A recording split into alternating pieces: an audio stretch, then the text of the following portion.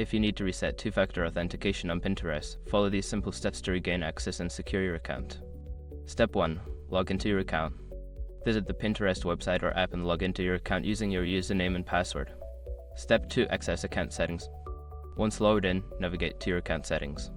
You can usually find this option by clicking on your profile picture or the drop-down menu in the top right corner. Step 3. Find security settings.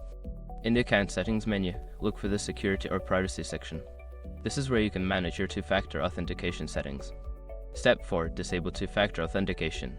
Locate the option for two-factor authentication and select it. You'll have the option to disable it. Confirm your choice to turn off the feature. Step 5. Re-enable two-factor authentication. After disabling, you can re-enable two-factor authentication. Follow the prompts to set it up again, including entering your phone number and verifying it with a code sent via SMS. By following these steps, you can successfully reset your two-factor authentication on Pinterest. If you encounter any issues, consider reaching out to Pinterest support for further assistance.